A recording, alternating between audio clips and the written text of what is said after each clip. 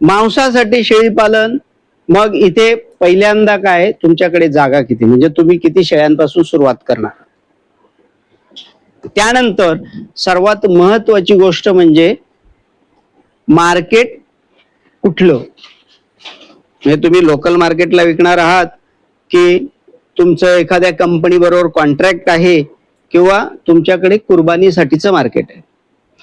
तर local market बोलल्यानंतर 20 किलोच्या वरचा बकरा चालत नाही.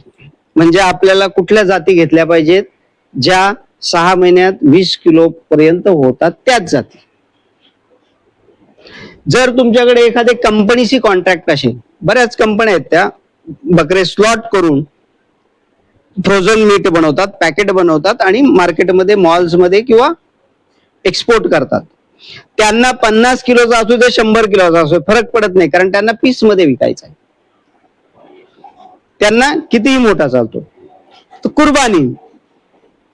कुर्बानीला मात्र तुम्हाला बोकडच पाहिजेत. कंपनीला बकरी असू दे बोकड असू दे काही फरक पडत नाही, बोकडच पाहिजेत.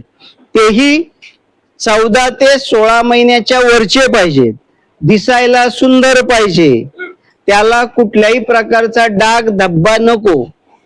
म्हणजे त्याला जखम झालीये, त्याचं शिंग मोडलंय, त्याचं पाय मोडलंय, त्याचा डोळा दुखावलाय, असा कुर्बानीला चालत नाही. आणि वर्षातून एकच वेळा मार्केट, म्हणजे वर्षभर फक्त खर्च करायचंय आणि एका महिन्यात कमवायचे. पैसे चांगले मिळतात पण इन्व्हेस्टमेंट खूप मोठी होते. तर त्या मांसासाठी जर लोकल मार्केट, तर आपल्याला कुठल्या जाती साधारण 6,000 पासून 10,000 पर्यंत मिळणाऱ्या बकऱ्या आणणे आणि त्या वाढवणे आणि त्यांना झालेली पिल्ल 6,000 पासून 10,000 पर्यंत विकणे. याच्यामध्ये मिनिमम गुंतवणूक किती आहे, तर मी तुम्हाला सांगितली 50,000 पण तुमचा व्यवसाय सुरू होतो. 50,000 ते 5 लाख. ओके.